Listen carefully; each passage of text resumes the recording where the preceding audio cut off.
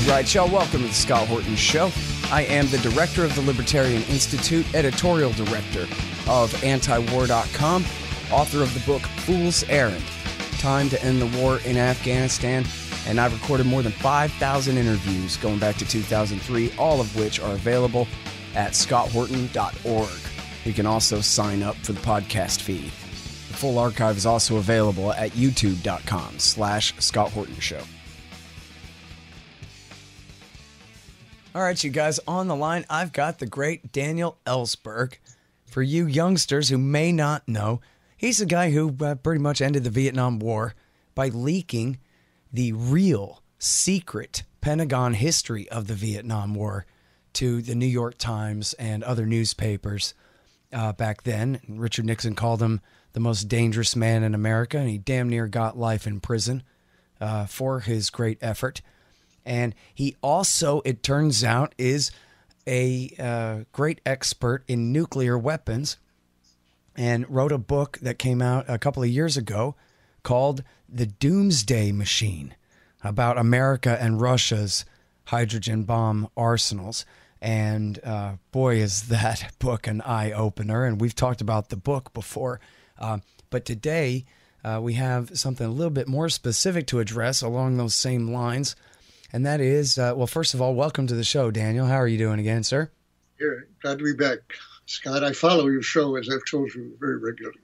I'm very happy to hear that. It's honored to be heard by you, Dan, of course. And I really mean that. Oh, and by the way, I said the most dangerous man in America. That also happens to be the title of an excellent documentary about Dan Ellsberg that I know all of you will love.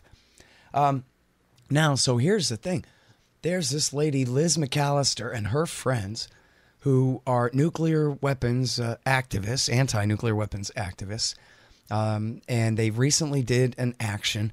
They named their current group the Kings Bay Plowshares 7, and they did a protest at a nuclear weapons facility in Georgia, and they have now been convicted and I believe are awaiting sentencing.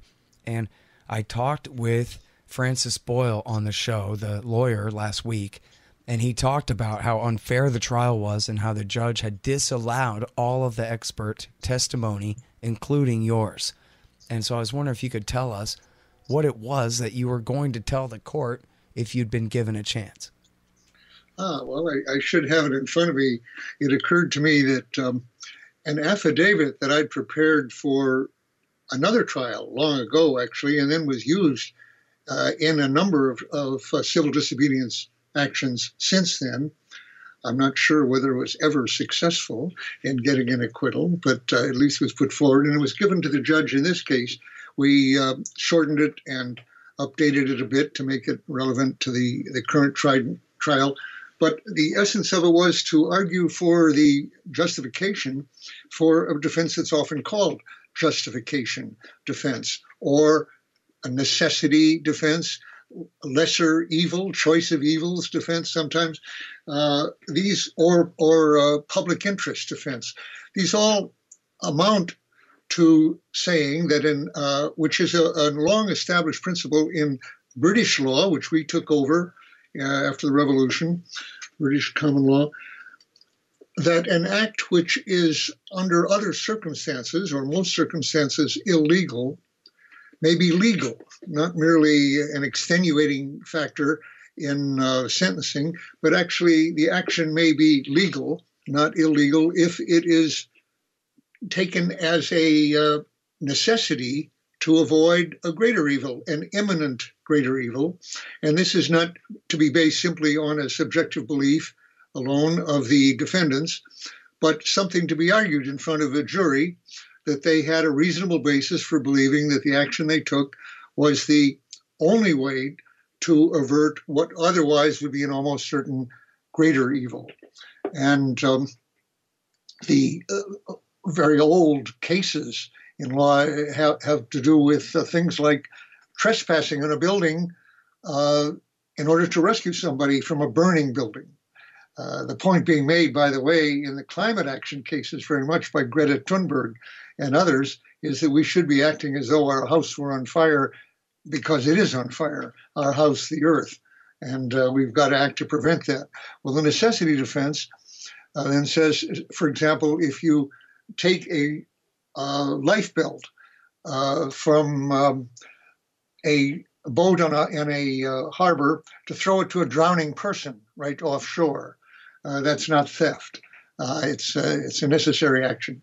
In this case, their argument is that the unobstructed, the unchallenged use and deployment, production, threat, readiness of Trident submarines at the Georgia base where they infiltrated is a threat to humanity.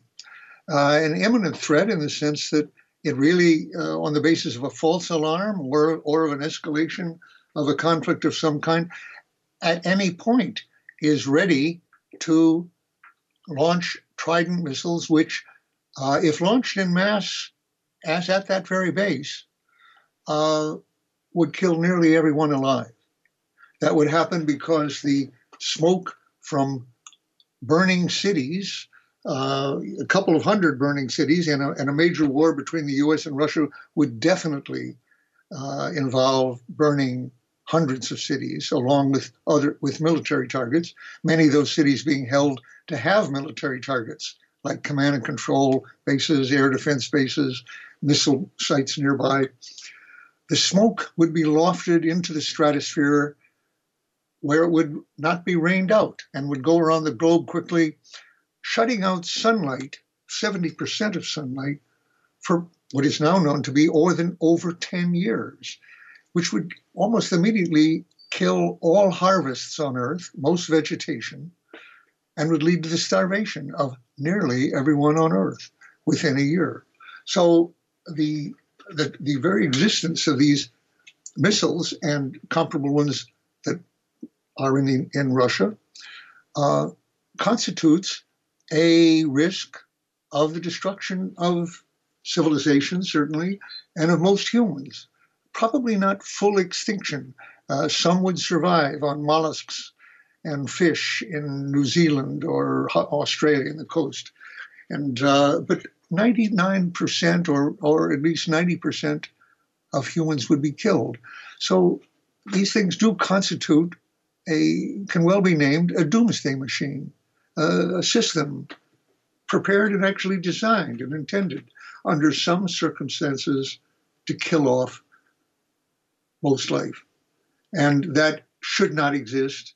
It is, in moral terms, I think, unquestionably an evil for such systems to exist at all, let alone to be threatened with initiation of nuclear war.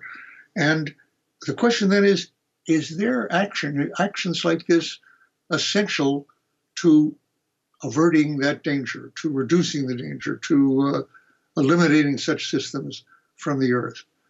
Well, it's not hard to argue that nothing less than these actions, nothing less than a program of resistance and protest and political action that includes these attention-getting and catalyzing actions like this will succeed. A lot of history shows that civil disobedience of this kind, showing a conscientious commitment and a willingness for the participants to pay a cost in their own lives, to sacrifice, to risk prison time, as these people are facing, has been essential to, for example, winning women's vote, civil rights progress such has been made, and there has been progress, although a lot remains to be done. The unionization of the auto industry, for example, in the 30s was essentially based on sit-in strikes that were held to be in the factories, which were held by local courts and by the Supreme Court to be unconstitutional in the end, but not until they had led to the organization of industry. So there's a long record of such actions being effective and being essential. And I think they are essential. Any one of them has no great promise except to catalyze others. And in my own case, I referred to this in the affidavit, I would never have thought of doing something that would expose me to life in prison, 115-year possible sentence I was charged with. I would not have thought of doing that without the example of people exactly like these defendants who went to prison to demonstrate nonviolently their conviction that the war in Vietnam was wrong, that they should not participate in it, and others should not participate in it. And I heard that, I felt that power of that action on my own life. It changed my life. And it put in my head the question that really would not have gotten there any other way, which was, all right, what can I do now to help shorten the war now that I'm ready to go to prison, like these people, like Randy Keeler and Bob Eaton and David Harris, and 5,000 other Americans who went to prison to try to wake up and change the minds of people like me. And the affidavit does make the point that various government officials and lawyers have acknowledged that the Pentagon Papers arguably shortened the war. The revelation of these things had a role in shortening the war, not by itself, certainly, but in combination with the unusual acts of a lot of different people. It was one link in doing that, in that causal chain. Now, a weakness in or a vulnerability of the necessity defense or the justification defense in front of a court often is, how can one argue a causal chain between this act, let's say, of sitting in a draft board doorway or sitting in front of a train, as I've done and others, in a train carrying nuclear waste. How will that possibly affect this anything else in the world? And I could say, look, I was a link in that chain. The people who influenced me by actions like this were links in that chain. And it did lead, in fact, to what we all hoped in the end, a shortened war, although it didn't end the war very quickly. It went on for years, but it was an essential part of the process of changing that war. So I was prepared to, that was, as far as I know, presented to the judge, along with other people who offered comparable testimony. And the judge did not accept any of that. So I was prepared to come and argue that point and answer any questions from the prosecutor, but in front of the jury, the need for actions like this, but and I was standing by because it was conflicting with some other lecture dates I had, but I was standing by ready to take a red eye or whatever I needed to get from Massachusetts down to Georgia fast if the judge would permit that testimony. But before that arose, some days before the trial, the judge ruled out any such testimony on the possible necessity of these actions. So that left them with very little to say in defense, except their own sincerity of the necessity of what they did, but no way to bring in other witnesses who were prepared to testify to the illegality of what they were protesting. The Trident submarines, Francis Boyle, a professor of international law, is an expert on the way in which those threats violate international law that has been accepted as supreme law in this country. Others were going to testify on the religious basis for their testimony. They were all, I believe they were all Catholics, actually, and were referring, the Pope, in fact, has signed this treaty for the prevention of nuclear war, which, for the Vatican, which they hope to encourage other people to support by actions like this. Anyway, in short, you asked what I would have testified to. That was it. Hey guys, Scott here for Liberty Under Attack Publications. Looking for a Liberty-focused publisher? Liberty Under Attack publishes books and strategy guides for individuals looking to increase their personal freedom. They assist authors through the entire publishing process: proofreading, editing, cover designs, paperback and Kindle formatting, and full audiobook narration and post-production. Tell them Scott sent you and get 20% off a full service deal. To get some one-of-a-kind books or for more information, visit libertyunderattack.com. Hey guys, check out Listen and Think audiobooks. They're at listenandthink.com. and of course on audible.com. And they feature my book, Fool's Errand, Time to End the War in Afghanistan, as well as brand new Out Inside Syria by our friend Reese Erlich, and a lot of other great books, mostly by libertarians there. Reese might be one exception, but essentially they're all libertarian audiobooks. And here's how you can get a lifetime subscription to Listen and Think audiobooks. Just donate $100 to The Scott Horton Show at scotthorton.org/donate. All right, well, thanks. So a few things there. I had Elizabeth McAllister on before the trial began, and I had Francis Boyle on too, but you're the nuclear weapons expert for real. And so I did want to have you on, especially to clarify one point about just how dangerous one nuke is, or just how dangerous one Trident submarine worth of nukes is, or the danger of general nuclear war escalating in the event of a war that includes Trident submarines and these kinds of things. Because I think it came out a little bit oversimplified, and I didn't want people to think that you were saying that one nuke would kill all of humanity or something. That wasn't the point, but it was that. I'll say it fairly precisely, because I asked for some advice about this from one of the leading environmental scientists, Alan Roebuck, Rutgers University, who has written many peer-reviewed articles on the problem of nuclear winter, as to what one Trident submarine would do if it launched its missiles. And by the way, Trident submarine is unlikely to launch just one or two missiles, because that gives away its location to a satellite with one missile coming up from under the sea. So the submarine becomes vulnerable. They're managed to enable to get their missiles off very quickly in most circumstances. If they were not fighting Russia, it would be less urgent.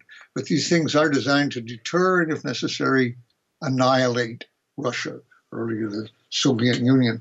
So what would happen if the missiles on a Trident submarine, which have, by the way, as I recall, two different loadings of warheads, one of which I think is about 300 kilotons. One is 450 kilotons.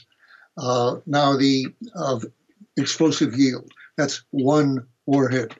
To understand that means the equivalent of 450,000 tons, 450,000 tons of high explosive, of dynamite or more modern explosives.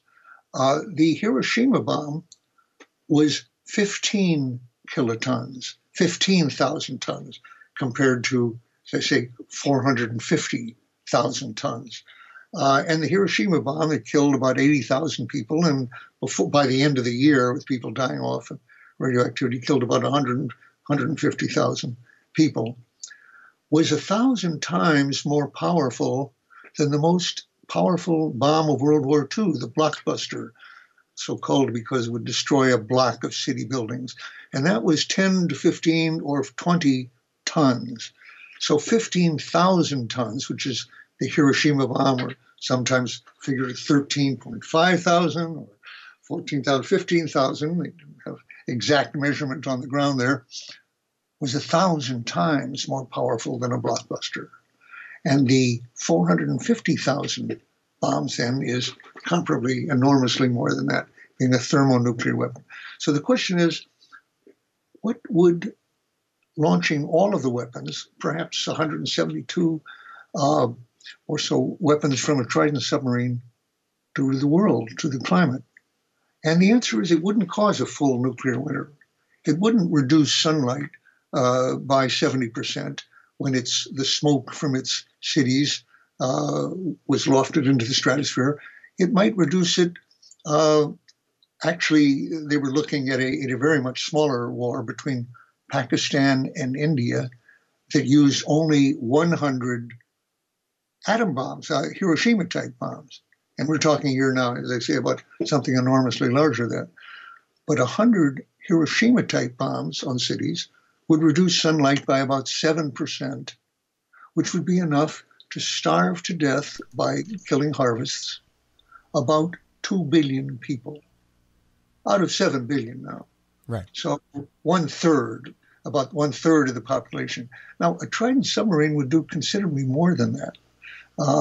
much larger weapons, and then more of them in one submarine. So how many missiles did you say or how many different warheads can be fired from one submarine? It's varied over time, and I think it's 24 at this point. By the way, they don't always go with full loadings, but they pretty much do. And it sounds at least comparable. 100 small bombs to 24 bigger H bombs. That sounds they have numerous warheads per missile. Oh, right. And change. It can go up to 8, or sometimes the British, I think, use 4 on a comparable submarine, but it can be 8. So we're talking close to 200 weapons then on one submarine. And as I say, a much smaller amount, half a submarine, let's say, or less than that, could starve 2 billion people. One Trident submarine would not starve everyone in the world. But 3-4 billion? Half the people in the world? So what do you call this? If not a doomsday machine, 1/2 doomsday machine, a third doomsday machine? The point is that you are still prepared. You have built a machine there that is really intended to do nothing much else than kill half or more, and really with more of the weapons. I'm not even looking at what the Russian response to this be. Most people in the world. And by the way, these people when they went in, are accused of depredation of property as well as entering, trespassing, and something. They went into great detail on what they had in their backpacks and the litter that they left, in effect, including bolt cutters and things. And one of those things I'm honored to say that they left behind to be found was a copy of my book, The Doomsday Machine, which is the subtitle Confessions of a Nuclear War Planner. And the thought that the prosecutors were presenting to the jury all the crime tape that they used around the monument and so forth, and I presume held up my book.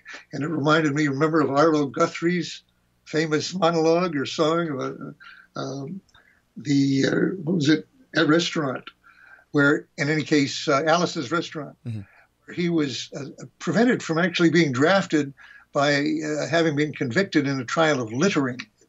And I guess they could have accused these people of littering by leaving my book behind. But I do hope that someone in the prosecution staff or even the base read it. Yeah. Well, so can you talk to us a little bit about Elizabeth McAllister and her efforts over the years to bring attention to this issue, Dan? Well, of course, she's been at this for, more than half a century, I'm sure.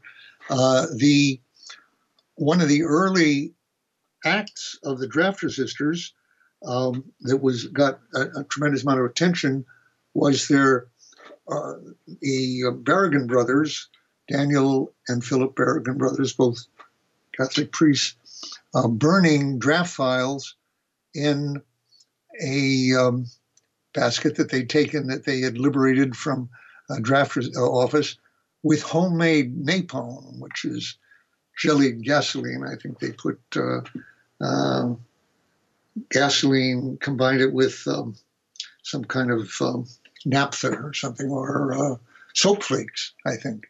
A crude form of napkin. I remember Daniel saying, we apologize for using this to burn paper rather than people, because we were dropping, hundreds of thousands of tons of this stuff on people, both in World War II, in Korea, and in Vietnam. Anyway, Elizabeth McAllister was a nun who worked with Phil Berrigan, the priest, and in some of these later actions, they fell in love and actually got married. And as I recall, they were both excommunicated for that. The church, as I recall, had offered informally, privately, not to do that, not to excommunicate them if they would not get married, if they would just keep their partnership private and not sanctify it by marriage. And they refused to do that. So they got married. They were kicked out of the church, excommunicated, but spent their lives from then on in what they call the Plowshares community in Baltimore, which was named for the passage in Isaiah calling on nations to turn their swords into plowshares, which is what these groups call their actions as doing, converting things to humane and peaceful uses, elements of war. So they did very many actions like that. I got arrested with Phil Berrigan more than once, I guess, but in particular in Germany, protesting the Pershing II missile and the Soviet SS-20 missile, which were the intermediate range missiles, later banned by Gorbachev and Reagan in the Intermediate Range Missile Treaty, ban treaty, which led actually not just to withdrawing those missiles, but actually destroying them under mutual inspection. And these weapons that we were protesting at the time. And I remember at that time we were using heavy water cannon on us to try to get us away without having to arrest us, and police dogs, which were quite intimidating, and so forth. But and again, I remember getting arrested with Dan Berrigan, and I think more than once, but in particular at the offices of the Chancellor of the University of California, and protest against the fact that every nuclear warhead has been designed American by a university. It's a product. Universities don't produce or design very much in themselves. They spin that off to beltway firms and whatnot. But actually, every nuclear warhead we had has been designed by an American university.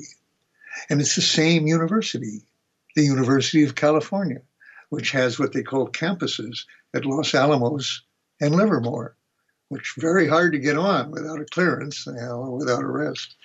That's my experience. Anyway, that was the first time that my wife, who participated in that with me, with Dan Berrigan, ever got fingerprinted, which surprised me. I thought, wow, I'd been fingerprinted dozens of times, seemed like, in the Marines and State Department, every time I got a clearance and everything. And how can you be American and not be fingerprinted? But it turned out she hadn't been, which explained at last why she had not been in the dock with me in the Pentagon Papers trial. We didn't really understand that since she had done a lot of copying with me and had her fingerprints all over those papers, but they didn't have her fingerprints on file, so she couldn't be.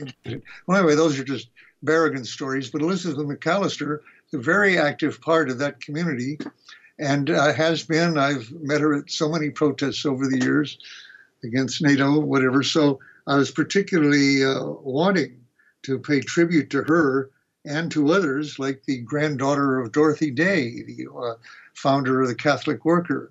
My son had been editor of the Catholic Worker for years and was the secretary of Dorothy Day. Well, her granddaughter was one of the people on trial here and was able to tell the jury how this had run in the family, in effect. But that didn't save her from the sentence that's coming up. Yeah, well, and I've talked with her daughter Frida numerous times on the show over the years, and in part, about the history of her family, her mother and father, in doing all these actions, and they have spent. I mean, her father and her uncle are dead now, but they and her mother have spent decades of their lives in prison on these actions. And that's something that I should ask you to comment on, is how, I mean, these are essentially symbolic actions. I'm not trying to reduce them in any way, but as you say, they bring your book. Sometimes they bang on a warhead with a hammer, probably don't even dent it, just trying to make noise. They cut a chain link fence, something like this. And yet the federal prosecutors go after them as though they're the most dangerous people in America and that they must go to prison. They must pay decades, 20, 30 years maybe. The prosecutors seek on these cases. What is going on there? Yeah, well, by the way, one thing that they regularly demonstrate is how easy it is to get onto one of these bases where the Yeah. warheads. They sure But do. one of the jurors sent up a question to the judge. Is it right that there really are nuclear warheads on this base? Which there are, of course. And the prosecutors wouldn't answer that. Said, oh, we don't comment. We don't tell people where nuclear warheads are or that they're stored anywhere near the nuclear submarines on which they're, This based. ex-nun knows how to find them, though. Yeah, right. Well, the interesting, though, it has often been brought up that say, look, you ought to be grateful to these people for showing how hard or how easy it is to get in at those things. Because generally on these acts, the nuns involved, which was often the case, or grandmothers in other cases, have been on the base for hours without being detected. It is kind of noteworthy, actually, a little worrisome, I would say, but they don't get credit for that, for demonstrating the security problems on this base. Rather, they are accused for exactly what they are trying to do, which is to alert people to the fact that we have built these multi-genocidal weapons. Omnicidal weapons. I think they got that word omnicide from my book. I think they said when I talk about the Doomsday Machine that omnicide is a word invented by a philosopher, Summerfield, to call about the process, the determination, the intent, or the weaponry or the machinery for destroying most life on Earth, or most human life. By the way, not only human, the starvation that we're talking about here would probably not lead to the total extinction of humans. We're so adaptable. We can eat so many different kinds of foods, from snails and mollusks.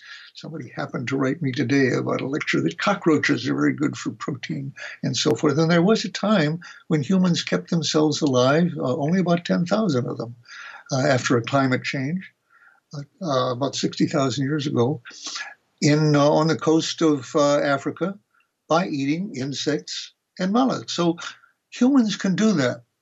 Other animals can't. They depend on certain kinds of food and certain kinds of weather, and they don't wear clothes, and they don't have fire, buildings, or transport, except birds that can fly enormous distances. But the rest of them will go entirely extinct. Almost every land animal after a nuclear war, other than humans, will be totally extinct, not partly extinct. Most of the biomass, I've learned, of the Earth will survive because it's microscopic. It's bugs you can't even see are actually most of the biomass, along with ants and other very small things. And a lot of them will survive. But the larger things will go, as did the an enormous number of species 65 million years ago with the asteroid that hit near Yucatan and put up dust and smoke and caused fires along with volcanoes at that time, which killed the dinosaurs. Yeah. But it didn't just kill the dinosaurs, it killed all the animals larger than about a squirrel or a chipmunk. Right? And that's what we evolved from eventually. You raise an important question there, Dan Ellsberg.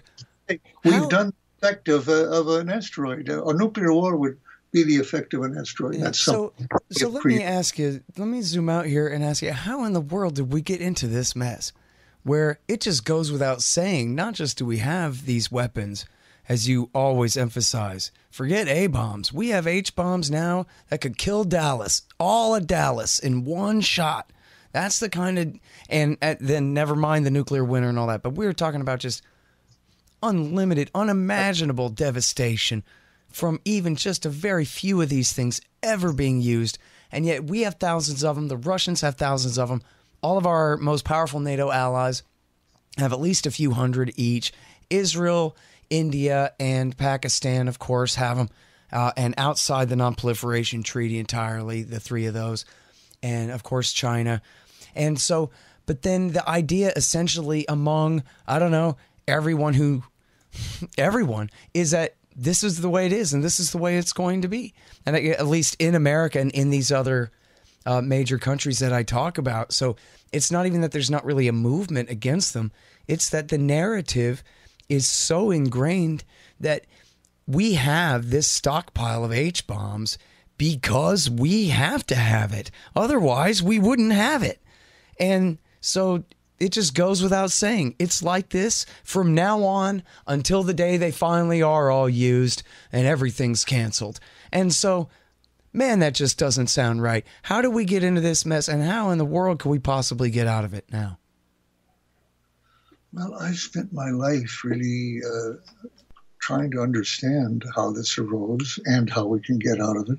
Though I started, on the other side, in a way, not ever in favor of using these in attacking humans, but possessing them in order to deter attack, which we thought was likely to come without deterrent effect from the Soviet Union. It was at a time I started working on this in 1958 at the Rand Corporation, and then became a full employee in 59. And at that time, we thought the Russians were on the way to having hundreds to thousands of nuclear weapons at a time when we had 40 in 1961, and that they would launch a surprise attack, that they would do exactly what Hitler had done if he'd had them.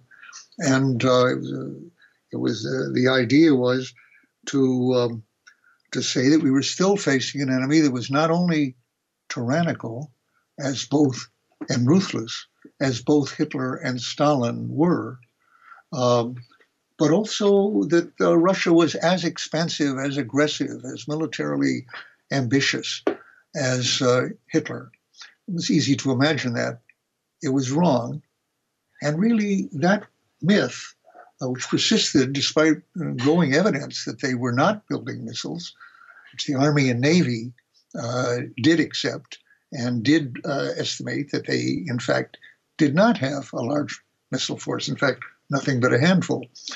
But the Air Force had an interest in a large Soviet force because that would justify a large U.S. Air Force to combat it and to deter it. And Rand, that I worked on for the Air Force, on Air Force contract. So we didn't even see the estimates by the Army and Navy that by 1960, the Russians, the Soviets, had a few. We thought they were treasonous for following their own service and just trying to cut down the budget of the Air Force. If I can lift the sights here a little bit, looking back on it, the Air Force estimates were not unrelated to the desires of the aircraft industry, the aerospace industry, to be building a lot of missiles. And you don't say. And that's true till today. In fact, the ICBMs that are in schedule, first by Obama and then by Trump, to be built have no other rationale in a world in which, by the way, Trident submarines do exist on both sides, the equivalent. So that, and by others as well, the British, the French, Chinese are building some. These can't be targeted by ICBMs or by bombers. They are relatively invulnerable from such weapons.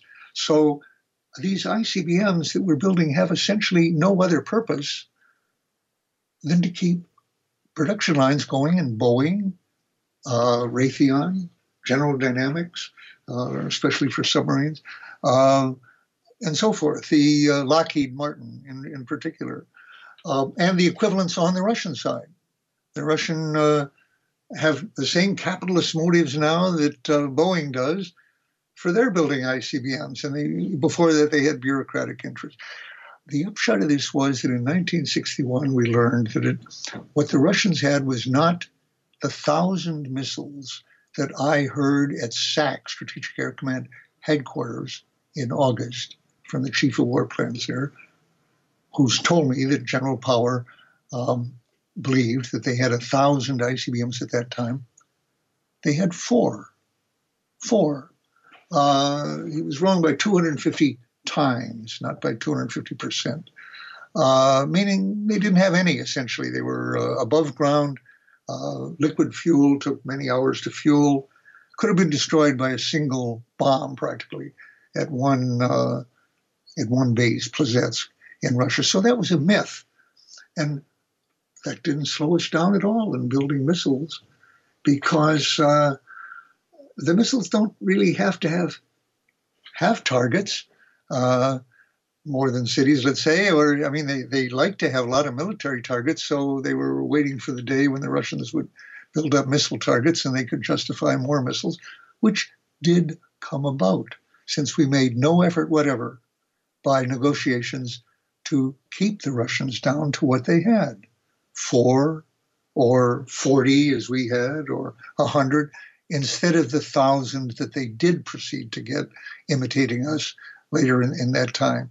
In other words, one of the malignant aspects of equating the Russians, Stalin, the Soviets, with Hitler was no negotiations are worthwhile.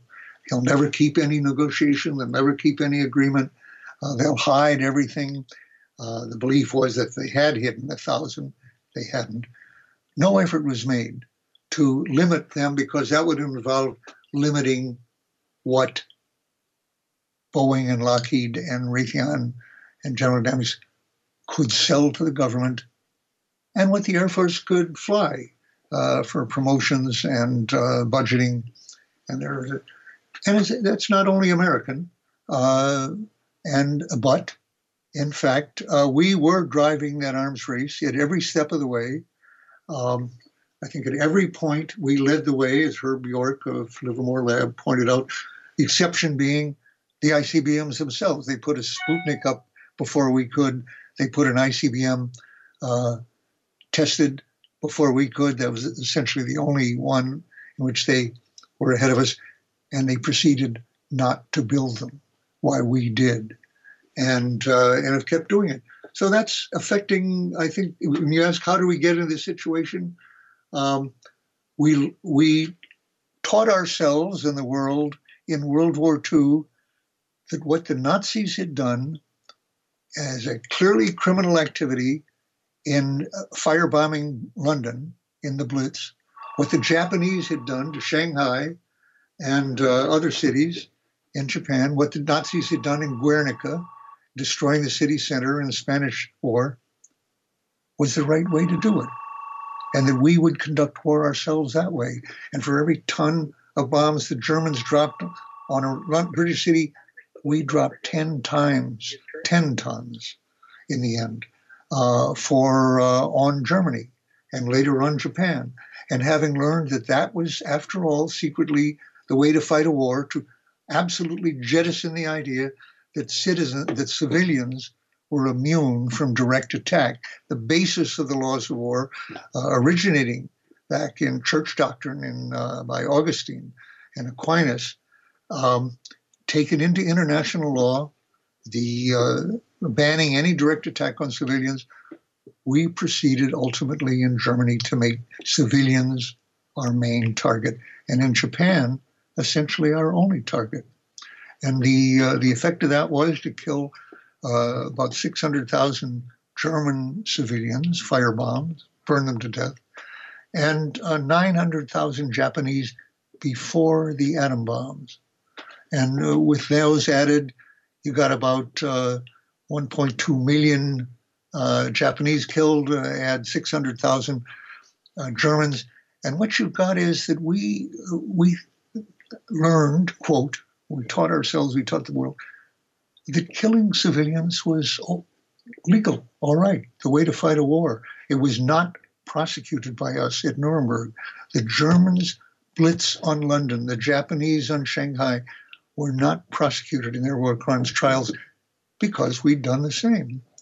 And it basically said, this is the new way of doing it. So what atom bombs gave us was a way to do with one plane what it took about 300 planes to do, to kill 100,000 civilians in one night in Tokyo. But we had 300 planes, more of them. So after Tokyo, we did that to every other city we could in Japan.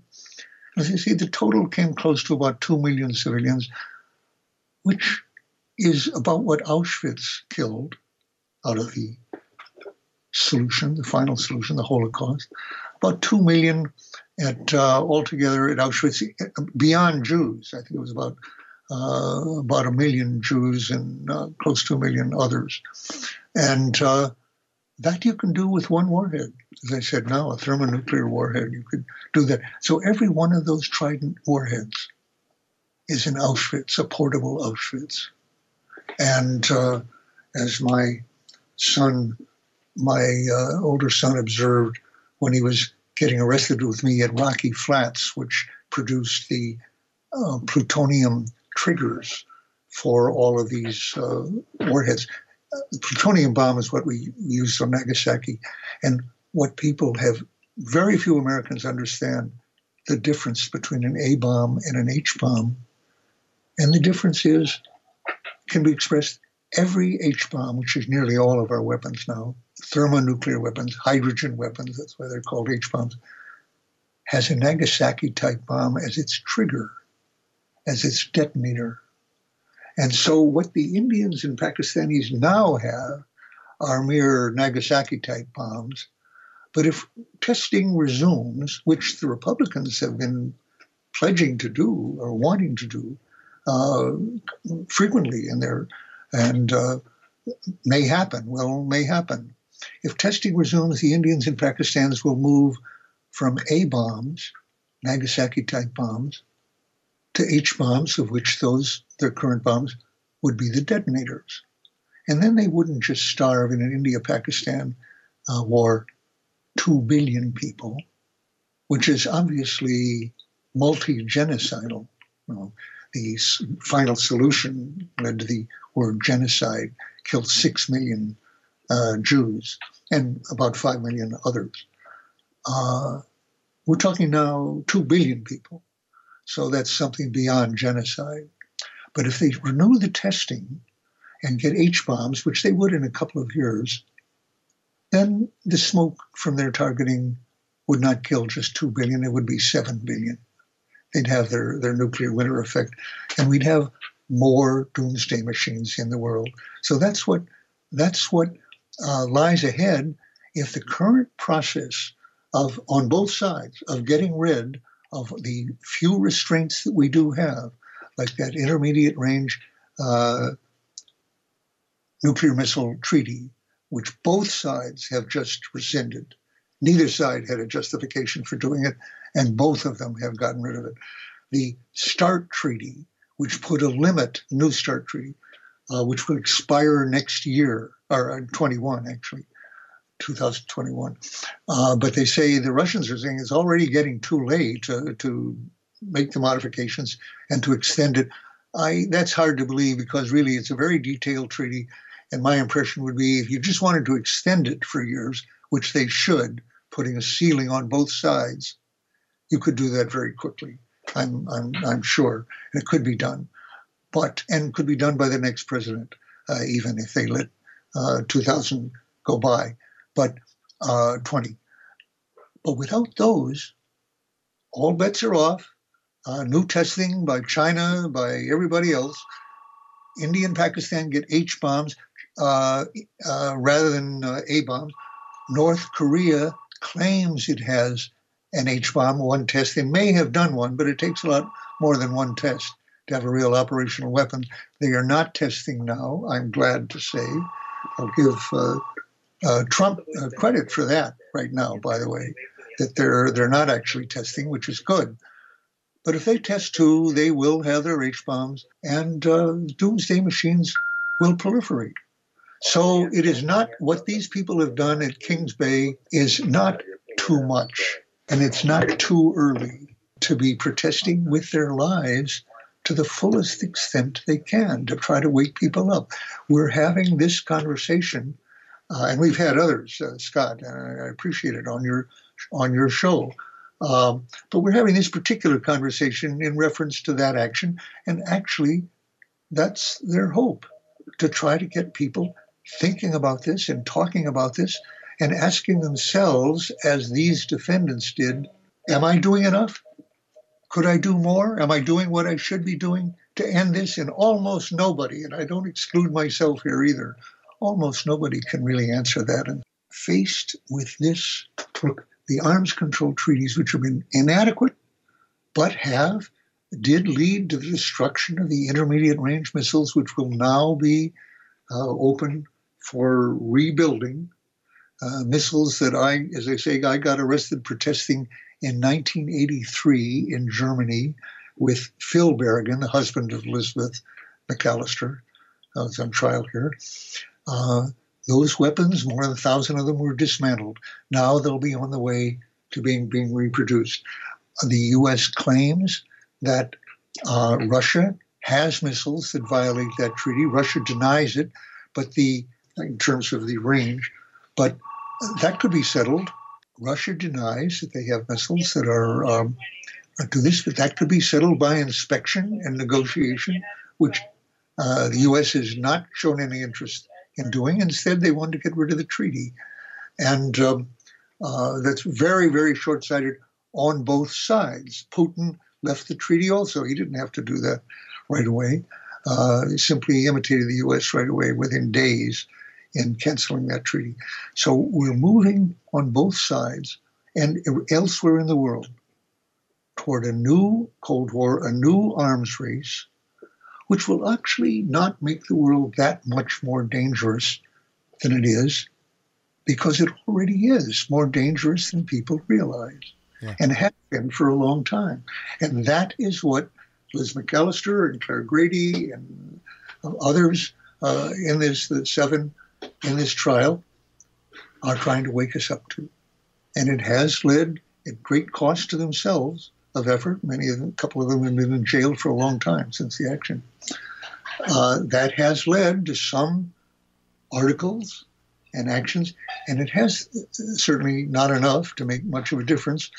Discussions like this, but you never know who it may have been inspired to in the administration and in these labs and elsewhere to do more than they're doing, and with more effect.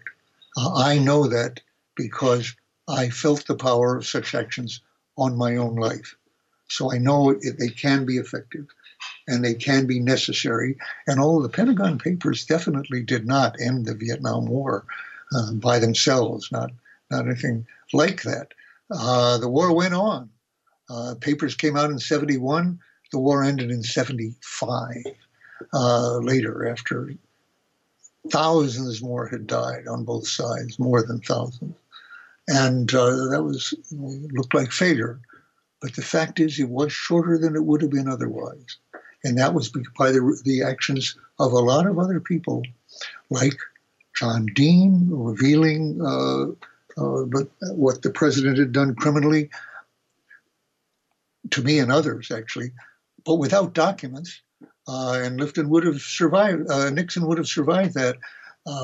Then Alex Butterfield, in the inner circle, literally in the Oval Office, one of the few people who knew that Nixon had taped himself and everybody else, provides the documentations by revealing the tapes. Without Butterfield doing that, Nixon stays in office. And the war continues. I saw Roy Cohn, by the way, saying to somebody how McCarthy's aide, Joe McCarthy's aide, saying, and the mafias. Just this film, very good film, well, Where's My Roy Cohn, showing how Roy graduated from being the aide to Senator Joe McCarthy to being the consigliere to Joe Gotti and other mafia dons, basically. But they said, if you had been Nixon's lawyer, would he have been, what would you have counseled? He said, Nixon could have gotten off by burning the tapes. I believe that's true. He would have gotten off. He would have claimed he had the right to do it as president with no legal or constitutional basis for burning evidence like that. But would he have been impeached for that? No, I don't think so. So the tapes came out finally as a result of Nixon's own appointees to the Supreme Court demanding that he turn them over. And other people, Elliot Richardson resigning, Ruckelshaus resigning rather than fire the special prosecutor, getting a public interest. 3 people, the special prosecutor included, being kicked out on one night. That was called the Saturday Night Massacre. That got the public notice, and a, quote, firestorm of protest resulted. They had to hire a new special prosecutor. What I'm saying is a lot of people had to act out of character in a way that couldn't have been predicted, being able to resign, being ostracized or subject to prosecution by revealing tapes, in addition to the Pentagon Papers. All of that had to happen to end that war. When it did, which was much too long, but it could have gone on much longer. By the American people, I'm afraid, would have put up with indefinite bombing if it didn't involve ground casualties. Look at Afghanistan and look at Iraq right now. Afghanistan is a war that's going on now for 18 years, and it can go on for another 15 years or 18 years, actually, unless we take action as is exemplified by the Plowshare 7 and others, and by the 5,000 young men who chose to go to prison to protest the war nonviolently, 50,000 who subjected themselves to possible prison. As I say, 5,000 were convicted. Or what's going on right now with young people, inspired by Greta Thunberg, who I had the honor and the privilege of meeting in Sweden earlier this year.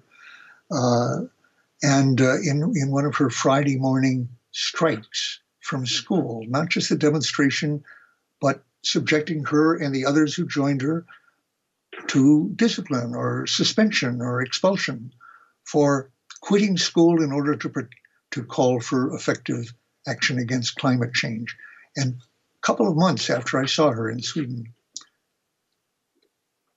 1.2 million people, students, had on a Friday struck around the world. And later in the year, 4 million striking. Now, it so happens we're talking here, it's all right to say that, we're talking today on November 15th, which is the 50th anniversary of the second moratorium strike in 1969, November 15th, 1969, where there was a march against death, where in Washington, with tens of thousands, 100,000 people. On October 15th, 2 million people marched on a weekday and demonstrated and rallied against the war. It was a strike. It was a general strike, and it prevented nuclear war, because none of us knew that at the time. I was copying the Pentagon Papers at the time because I feared that I knew that Nixon would extend the war, and I feared that eventually, perhaps within several years, we'd be in a nuclear war, perhaps with China. That was my fear. What I didn't know was that Nixon was threatening and readying nuclear strikes against North Vietnam in that month of October 1969, to be launched on November 3rd. And a speech was drafted by friends of mine, actually, in the White House, explaining that tonight as I speak, and so forth, pursuant to my orders, they used to joke about that phrase, they put in, pursuant to my orders, bombers are attacking North Vietnam, that having been stopped a year earlier by Johnson. It was the marchers on a weekday march, 2 million, that kept him from doing that, because he knew that nuclear attacks at that time would have put tens of millions of people in the streets, not 2 million. And November 15th confirmed that. It was even larger demonstrations in many cities. So he felt, I can't keep the war going with nuclear strikes in the face of protests like that. So he had to give up nuclear war, and that, quote, moratorium, which was a euphemism for like no business as usual bank holiday, it was a euphemism for a general strike. Well, a general strike is what Greta Thunberg is conducting right now on climate issue. Now let's get one going for the genocide in Yemen. That's happening on a daily basis. You've written about that. Bernie Sanders has led a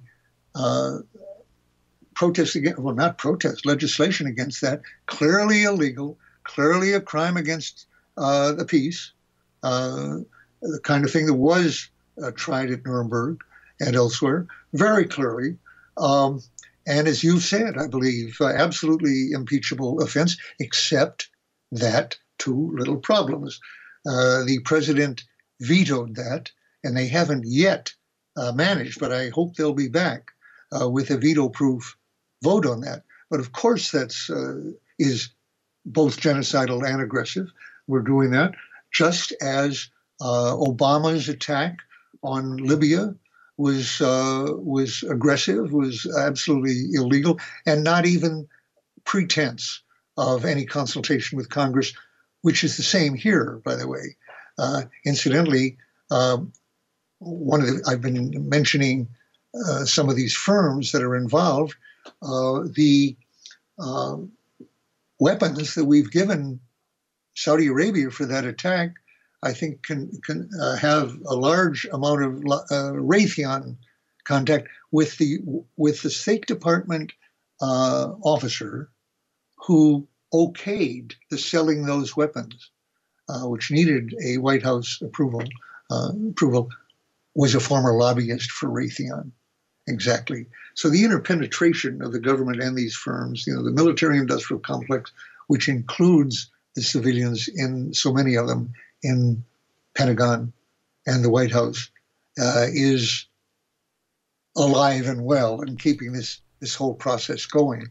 The problem on Yemen is, unfortunately, and this applies to both Democrats and Republicans, is that the Congress, it's bilateral, and these things, the contracts are bilateral, the donations to the committees are for both Republicans and Democrats, and as I say, Bernie Sanders did lead a very strong effort in Congress to stop it, which was stopped by the veto, but Congress has never shown a willingness to impeach for a foreign policy crime, which do exist. And, for example, to get Republicans to join in on the impeachment, which they were able to do, of Nixon. Nothing like that seems possible now. But they were willing to vote for the impeachment of their own president, but not on Cambodia, not on the criminal invasion of Cambodia. So they had to drop that portion of the impeachment to make it a bipartisan impeachment.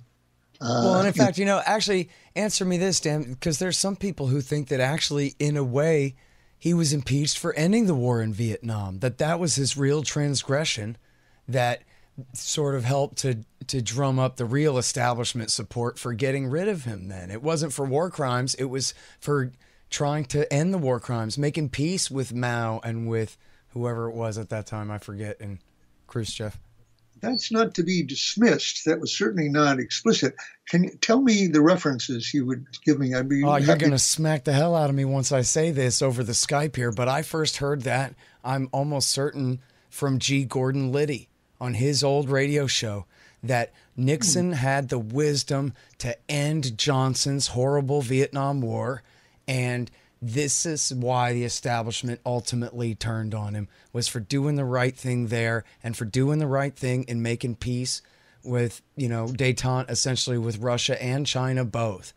And that was what really motivated the turn against him. When you say really... In fact, let me mention one more thing. Look at what's going on with Trump right now. He's not in trouble for Yemen. He's in trouble for pulling troops out of northeast Syria. He's impeached for, as Andrew Coburn pointed out on my show, they're going to impeach him for holding up an arms deal. Right? It goes to show you. Who did you say pointed that out? That's Andrew true. Coburn from Harper's, the great Patrick Coburn's brother. No, it's a good point, and it's a fair point. Now, going back on Nixon, if I may, for a moment here, and I'm going to have to leave. I know. It's okay. Go ahead. But going back, on the first scan, that certainly doesn't account for all, or I would argue even most, of the resistance to Nixon at that time, because there certainly we had a Congress then that certainly did want to get out of Vietnam to a large extent. A lot of them did, and had been doing it for some years without success. But that's not to dismiss that point entirely, because, of course, a lot of the evidence against Nixon leaked out from what's now known as the deep state, to a large extent, from CIA and FBI people. The number two man in the FBI and undoubtedly some people in the CIA were providing information against Nixon. And his process of détente, actually at that time with Russia and with China, was absolutely opposed by J. Edgar Hoover. In fact, the secrecy of that, a great secrecy, was in considerable part to keep J. Edgar Hoover from preempting that, opposing détente with China altogether. And the whole idea, though, Russia and China did not make, and again, it's not unanimous, but did not make everybody in CIA or FBI happy. And that is undoubtedly directly related to some of the significant leaks against him that were at that time. So that's an esoteric point. I say that as a very close student of that process. And it isn't, I say, generally accepted or known, but I am not at all dismissing that idea. And it is noteworthy that moves toward détente, as by John F. Kennedy, and then even Nixon, and later other presidents you could name. And I will say right now, yes, undoubtedly, part, certainly not all, of the opposition to Trump at this time. But part of that is precisely to what I would say his most creditable positions, in my sense, the idea, why can't we be friends with Russia or negotiating with North Korea, for example, right now, is part of that Cold War mentality. No negotiations with the opponents, no restraints on the arms race, which I do feel is heavily based in the military-industrial complex throughout this period. And the result of which is, even among the Democrats now, you do not find much focus on the question of actually reducing nuclear arms or any arms at all. Even Bernie Sanders has joined to the point of being happy to get an F-35 base in his state. Yep. Just let some criticism there. But you've got a military-industrial complex, in other words, that needs justification for large budgets, large sales by arms firms to the government. They're their client, their one customer, and that's something that we have to change, of course. And so that's why we come back finally to these actions against nuclear weapons. They're very few, and certainly I applaud and I appreciate the people who are willing to give up their liberty and and go to jail even in an effort to show that this is madness. It is mad for humans to be, and now to look at the other side of Trump on the climate. You know, the Republican Party is, as Noam Chomsky says, the most dangerous organization in the history of the world, since they're dedicated to maximizing the emission of fossil fuels burning. Well, I can think of a lot of worse things about them than that. But anyway, listen, I got to go, and you do too, I know. But thank you so much for coming back on the show, Dan. I really do appreciate it a lot. Great. Okay, thanks for having me, Scott. Good show. Bye. All right, you guys, that is the great Daniel Ellsberg. He is the author of the book Secrets, a memoir of Vietnam and the Pentagon Papers, which is just great. And then the new one out is called The Doomsday Machine, Confessions of a Nuclear War Planner. All right, y'all, thanks. Find me at libertarianinstitute.org, at scotthorton.org, antiwar.com, and reddit.com/Scott Horton Show. Oh, yeah, and read my book, Fool's Errand, time to end the war in Afghanistan at foolserrand.us.